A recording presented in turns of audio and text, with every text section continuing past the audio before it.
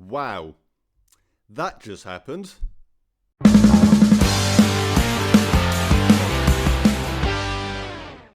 Hey guys, welcome back to my channel, or if you are new here, then please do me a favour and hit that subscribe button. I'm lost for words. I don't even know where to begin. The Cleveland Browns traded up into the 5th round of the NFL draft. They moved up to 144 with the Seattle Seahawks and selected Sheduer Sanders, quarterback out of Colorado.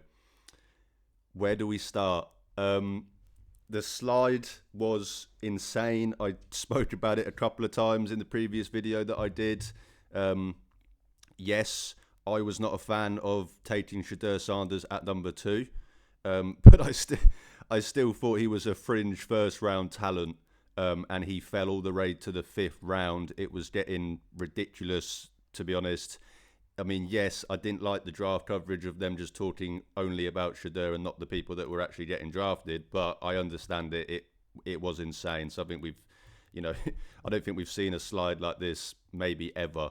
But the Browns end the slide by coming up in the draft, pulling the trigger. They gave up their 5th round pick and their 6th round pick, so they are now most likely finished for the day unless they trade back into the draft, which I highly doubt. So Browns finished the draft with Sheduer Sanders at pick 144.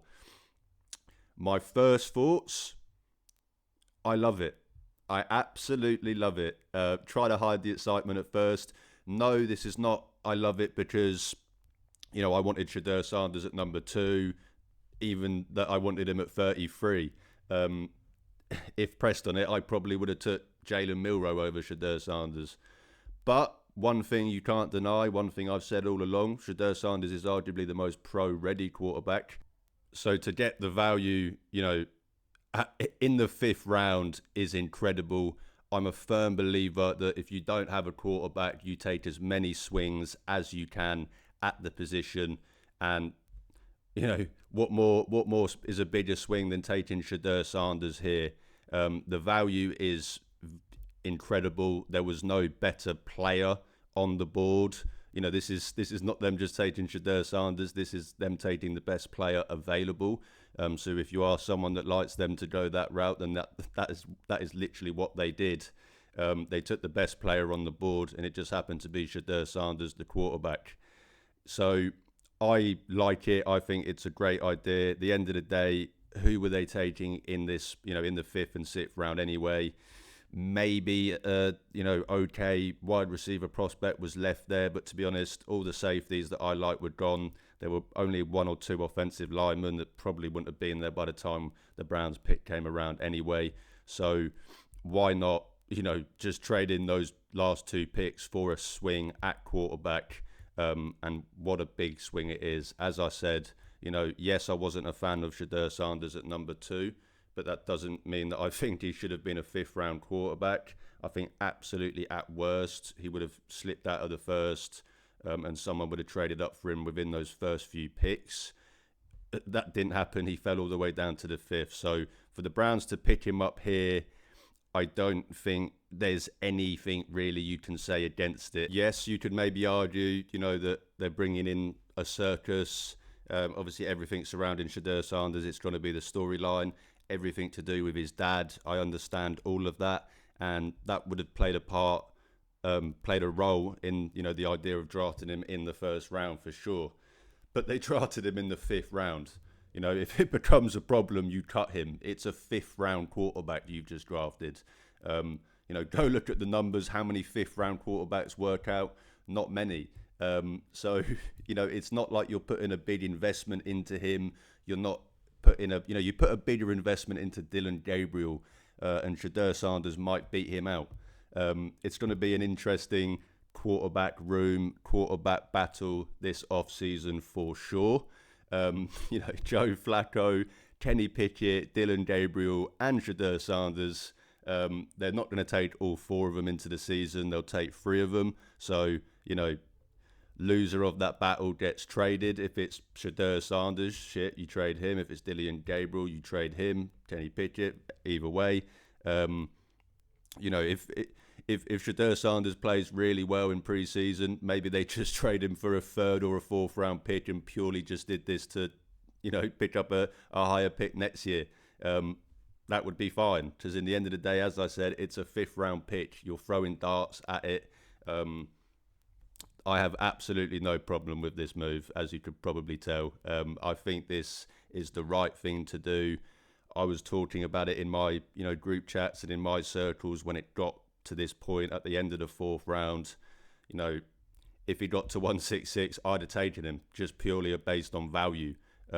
As I said, if you wanted to trade him after preseason, you could probably recoup better compensation than what you spent on him. So just the value alone made sense. Of course, they obviously felt like he wasn't going to make it to 166. That's why they traded up.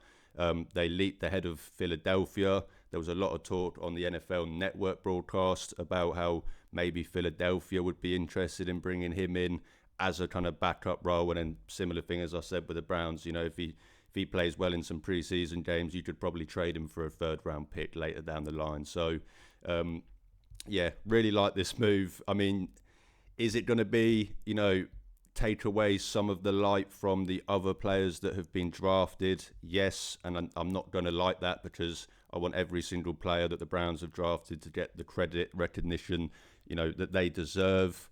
So this is, of course, going to steal the spotlight. All of the talk about the Browns draft now is going to be about drafting Sheduer Sanders in the fifth round. That is for sure. They're probably going to talk about this more than the Browns' first round pick in Mason Graham. So buckle in for that. That is the one thing they are going to have to deal with. But as I said, I'm a firm believer that if you don't have a quarterback, you take as many swings as you can.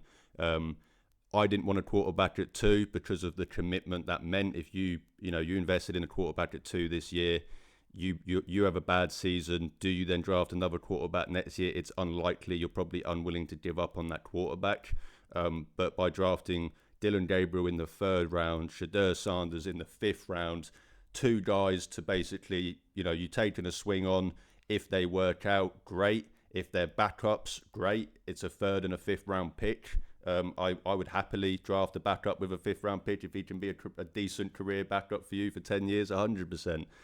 So to take those swings in the 3rd and 5th round, keep the dice rolling into next year. If they don't work out, you take more swings next year. I like this approach, especially in this draft. There was no top end prospects for me. Cam Ward, even for me, if I was a Titans fan, I probably would have rather drafted Travis Hunter, if I'm totally honest, or an Abdul Carter. So for me, there was not really any guys that I locked in on and thought, yep, we should draft them with the number 2 overall pick. So you just take swings at it, and that's exactly what the Browns have done. I cannot fault them for doing that. Have absolutely no qualms with this pick. The Browns did also draft just before, of course. As I said, all the other picks aren't going to quite get the recognition that they deserve. But Browns drafted Dylan Sampson, running back out of Tennessee, in the 4th round. He's not, you could argue there was better running backs on the board. He might not have been my first choice, but when you drafted Quinshon Judkins, this makes a lot of sense. He is someone that can be a great change of pace back and fill that role next to Quinshon Judkins. Some of the let's just say maybe better prospects that were still on the board, they didn't have that. They were more similar to Quinshon Judkins, and you don't want 2 players that need the ball 15 to 20 times to be effective in the same room, because you're not going to be giving them that many touches between them. Dylan Sampson can come in and he's a true home run hitter. Yes, he's short, but he's a running back. I mean, it's funny. I'm pretty sure he's the same height as Ashton Gentry. But no one really brings that up with Ashton, but everyone will bring it up with Sampson just because he was a 4th round pick, and Browns fans will bring it up just because we picked him, and we like to criticise every player that we draft as much as we can. I get it, but you know what I mean? It's a bit, he's not like he's 5'5". The guy is, he can play running back in the NFL. I am sure of that. As I said, he's a home run hitter, great change of pace back, quick, explosive, got pretty good receiving, skill set as well. Definitely something that he can grow into, be a good kind of third down back. Browns have completely overhauled the running back room. I'm really happy that they've done so. I spoke all off season about how that's something they needed to do. Most importantly, it started with the running back room. Maybe then also see what you can do on offensive line. They addressed offensive line as much as they could in free agency. The board didn't really fall how they would have maybe liked it to at offensive line for them in the draft. So ended up attacking running back, and I'm really happy that they did. Completely overhauled that room. Quinshon Judkins, Dylan Sampson, Jerome Ford or Nick Chubb. That's probably going to be the debate for that third back. Cutting Jerome Ford would save you $3.5 million. You could probably bring Nick Chubb back for cheaper than that. So that is what I would do. I mean, I like Jerome Ford, but I love Nick Chubb. Of course, I would pick him over Jerome Ford. I'd probably even do that even if I knew that he was cooked and Jerome Ford would be better, just purely based on emotional reasons. So if you can have a backfield next year of a healthy Nick Chubb, he's not going to be. I've said this before, and unfortunately, it is the reality. But he's not going to be the Nick Chubb we know and love. Not after suffering the 2 season ending injuries he has at his age. But I still think he can contribute in that secondary role. So having him and a Dylan Sampson behind a Judkins taking most of the carries next year certainly is a much, much improved running back room than we've seen the last year or two.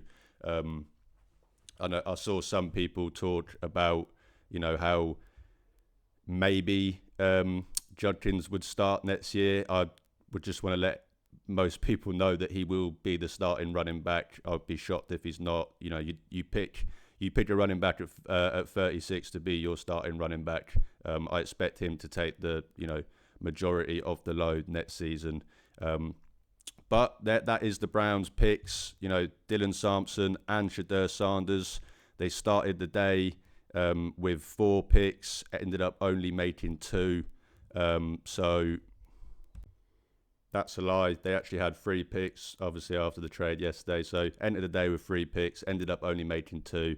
Dylan Sampson and Sheduer Sanders, quarterback. So yeah, I like the move. I honestly, I can't actually fault it. Who else were they going to draft at the 5th? As I said, most of my safeties were gone. There was a couple of O-linemen there, but they weren't really getting great value. Why not take the quarterback that Daniel Jeremiah had as his 20th ranked prospect in this draft? Whilst as I said 100 times, I didn't want him at number 2. I had him as a fringe first round prospect. Most people did. No one had him dropping past the 2nd round. So for him to go all the way to the 5th, I think that is great value for the Browns. As I said, take as many swings at it as you can. I have absolutely no problems with this pick at all. Excited to see, obviously, the quarterback competition this offseason. Him, Dylan Gabriel, Flacco, Kenny Pickett. If you haven't got a quarterback, take as many swings at it as you can. We'll talk way more about this in the coming days, the coming weeks, the coming months. But I just wanted to kind of get on here and give my initial thoughts off the bat. As you could probably tell, I'm a little bit wired from coffee, considering that I've not had. I think I've had about 6 hours sleep the last 2 days doing all the draft stuff, staying up. Over here in the UK, the first day and day 2 both go way past 4 a.m. UK time. So pretty low on sleep, pretty high on coffee. Probably just spewing stuff here and repeating myself over and over again. So I do apologise if that is the case. But as I said, just wanted to hop on here, give my initial thoughts of the Cleveland Browns trading up in the 5th round for Sheduer Sanders. Absolutely love it. Take as many swings as you can. This Browns draft, it's going pretty well. I say going, it's gone pretty well. It's now finished. We'll do more videos in the coming days, ranking the picks, ranking the draft overall. But to be honest, I think my first impression, didn't like the Dylan Gabriel pick last night.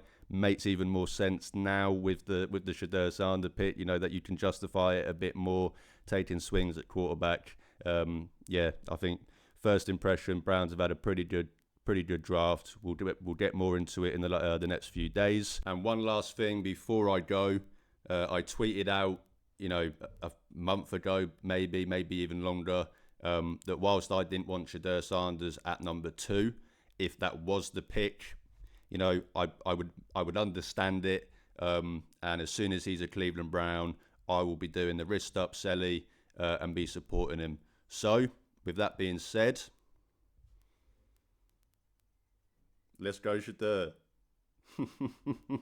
But that will do it for me today, guys. Thank you so much for watching. If you do enjoy my content, then please drop this video a like, hit the subscribe button. It's free, but it really, really helps out my channel. You can also check the links in the description to see where you can follow and interact with me on social media.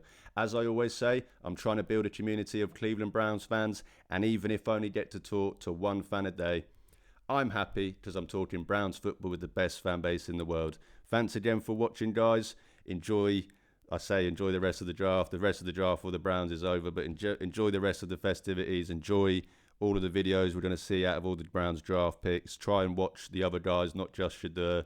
But most importantly, go Browns. And go Sheduer.